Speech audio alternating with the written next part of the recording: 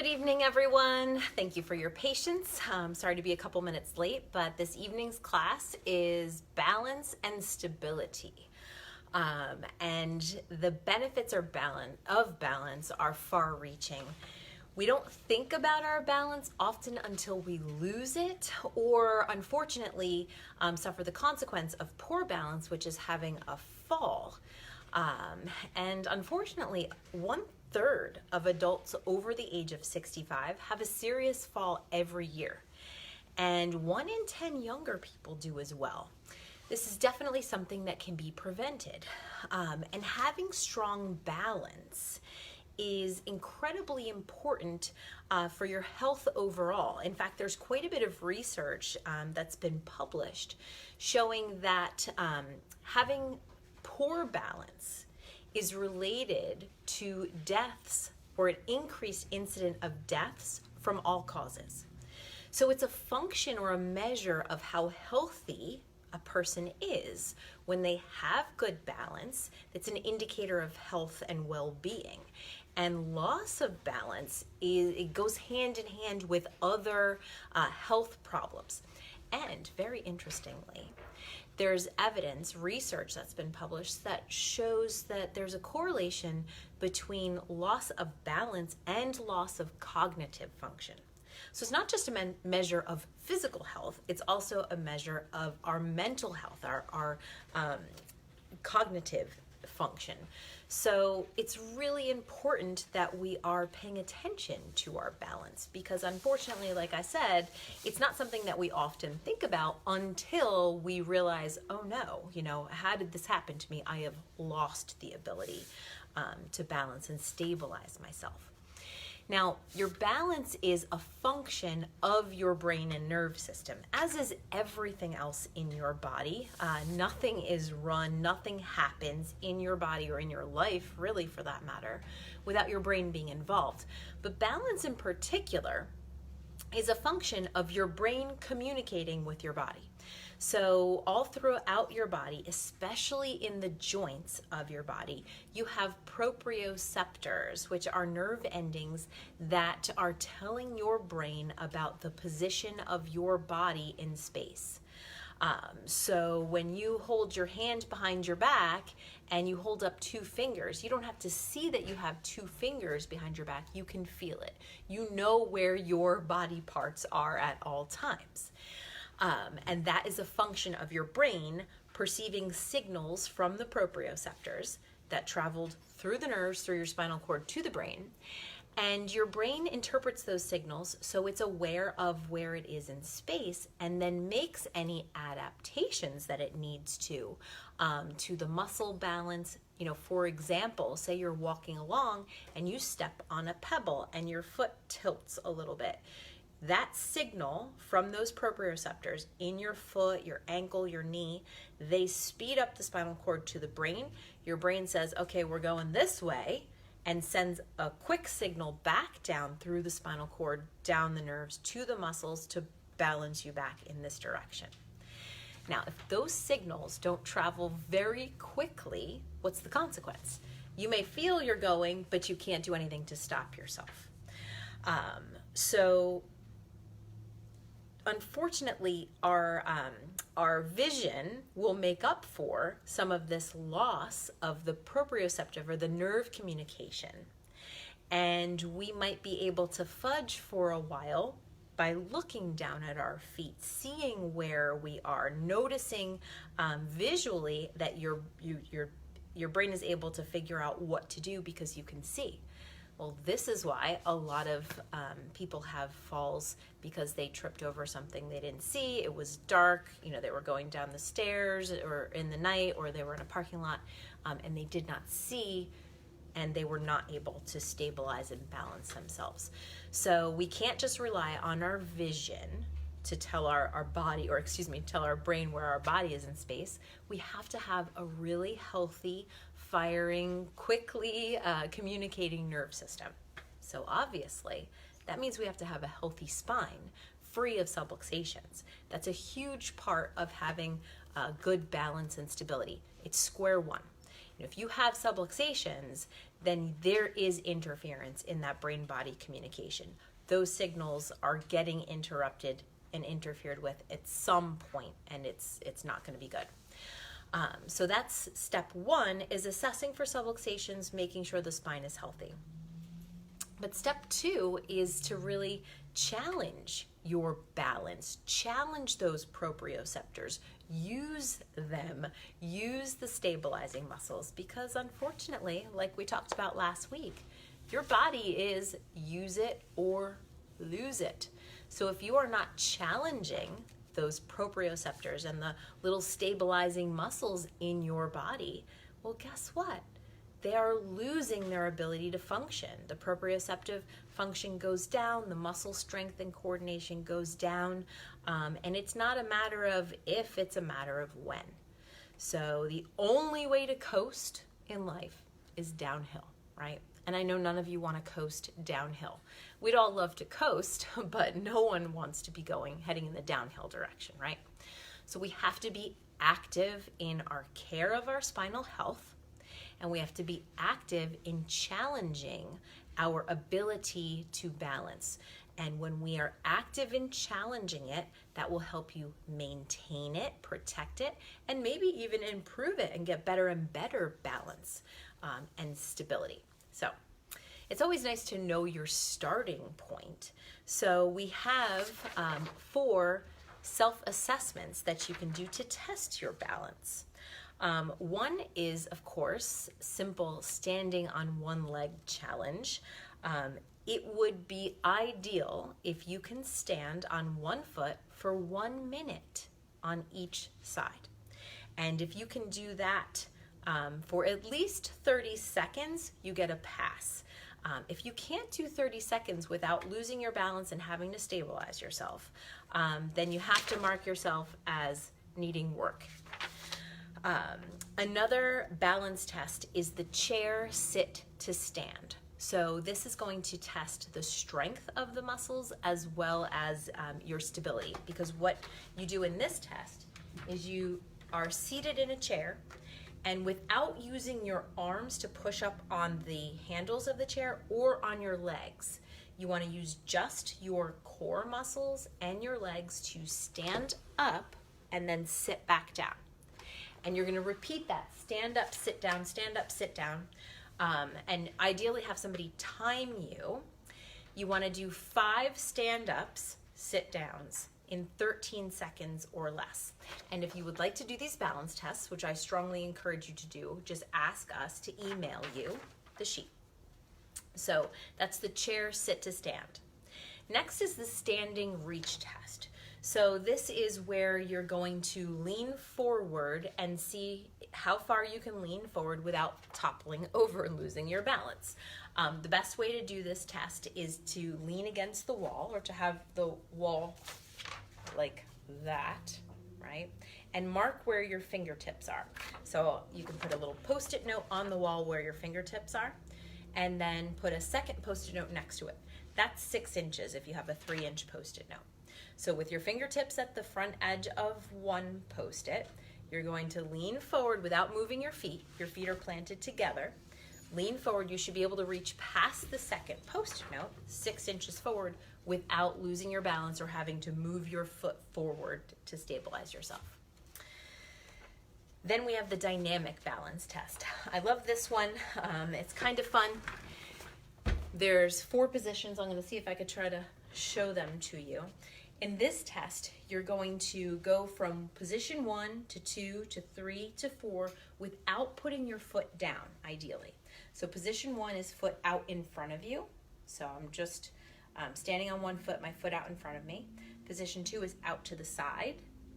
And then position 3, I don't have a lot of room, is leg out behind you. And then position 4 is knee up in front of you. So when you read the handout, I'll have written extended out in front, extended out to the side, extended out behind you, and knee bent up in front. So you go position 1, you want to be able to hold each 5 seconds or more. Position 1, position 2, position 3, and then position 4, counting 5 seconds ideally. Now, if you rock all of these tests, fabulous, that's wonderful. Challenge yourself by doing them all with your eyes closed. That's a whole nother game, because that takes all of the visual information from your brain, and your brain has to rely solely on those proprioceptors, the nerve endings, and the muscles to stabilize you. So these tests are really wonderful, and they give you an idea of where you are.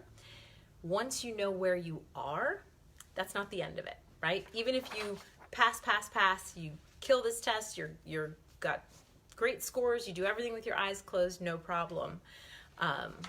What's the only way to coast? Downhill. So we have to do something. One way to build and maintain your balance is use those tests on a regular basis as a balance workout, right? You can go through, do the tests every day or every couple of days, and that's a way for you to stabilize and build the ability to balance longer and stronger. Another way would be to get out and walk on uneven surfaces, ideally out on trails where there are rocks, climbing over the rocks. That's a challenge to your balance, and will help you build it. Yoga is a phenomenal way to build the strength and flexibility in your muscles, but it especially challenges the stabilizing muscles in a lot of the positions where you're standing on one foot, or you have, your one foot out in front of the other. It's kind of going to hit all the bases with strength, balance, and flexibility. I personally really enjoy all types of body weight exercises. I am using an app right now that I really love called Down Dog, and it has yoga on there. It also has HIIT workouts, but it just mixes it up to where, we're doing different moves than you've done before. A lot of things done with one leg. For example, doing let's say we do like a kick, and you've got your body weight is more on one side, or you're doing a bridge where you've got one leg up in the air. Just, it's fun to try new things, but it's really good for your brain to have different moves than you're used to doing in your everyday life, right? Going for a walk is great exercise. Getting out and gardening, good exercise. Doing things that you love is what I'm trying to say, but challenging yourself and doing something different from time to time. Anything that you can do on one leg, even if you're doing basic bicep curls or shoulder presses, why not try doing it with your body weight primarily on one foot? If you're really advanced, you can start using a Bosu Ball, which is like a half ball to stand on and really give yourself an unstable surface. Or a degree below that would be just a folded towel, something soft that you're standing on. It's not solid. Anytime you can exercise barefoot is really wonderful for you if your feet are able to do it, because then you're using the little muscles in your feet to stabilize instead of your foot in a shoe. Anything that you would do that you can do safely with your eyes closed, challenge yourself. Just standing there brushing your teeth, close your eyes. You'll realize, oh, I have to use my muscles to balance me. Doing the dishes, obviously use caution, be careful. If you've already had some falls, or that you went through some of those tests and you did not do well at all, first of all, don't give up. It really has very little. What's not important is where you are currently. So whether you fail that test or you pass that test really doesn't matter. All that matters is, what are you doing next? What direction are you pointing yourself in? Are you going to be getting better, or are you going to be getting worse? If you do nothing, guess what happens? You're getting worse. And the further you let those abilities slide, then the harder it is to get it back, right? But wherever you are at this point in time, if you did something to point yourself in the right direction, you will be improving, and you will be preventing the loss going forward. And then once you move forward a little bit, it's a little easier to go forward and forward and forward. So don't be frustrated with where you are. But if you've already had some falls and your balance is challenged, then I highly recommend seeing a PT and doing some, or a physical trainer. But you can have someone specifically working with you to rehabilitate your balance. If you know someone that definitely needs balance rehab and they are not willing to go see a trainer or a physical therapist, please ask me. I have some little things that you can use to help that person do a little bit of home rehabilitation of their balance, but I can't stress enough how great it would be. If you've already been in a situation where you had a fall that you should not have had, then it really would be wise to get into some physical therapy to rehabilitate that. Others who are not requiring that, just look for ways that you can add a little challenge to your balance in your everyday life and in your exercise. There's really no such thing as perfect. It's just always working on where you are, building it a little better, a little better, a little better. And that's really in every facet of caring for your body. Remember, you're use it or lose it. The only way to coast is downhill, but little actions, little things repeated frequently enough can get you big results. So you don't have, I know no one has a ton of extra time and is like, I really just have no idea what to do with all this free time. That's rare, right? But little things that you can squeeze in, little things that you can make habit, that is the key. That's where the magic happens. It's having healthy habits, and just getting started is the hard part. That's why I really want you guys engaging in these videos as often as humanly possible. When you start Care Here, we tell you that you are required to do 2 classes in the first month, and then 1 per month while you're doing your corrective work. Those of you who are in more advanced stages of your care, we want you coming to at least 1 a quarter. But I tell you what, I'm here every week, and I know that being in this thought process helps me to stay engaged in healthy habits and to just keep putting one foot in front of the other. And with life, everything is, sometimes you fall off track, and what matters if you get back on track, right? But being here every week will definitely keep your wheels turning with the what's the next right thing that I can do for my health and my body? How can I build on this? Because there's an incredible potential. It really does not matter where you are.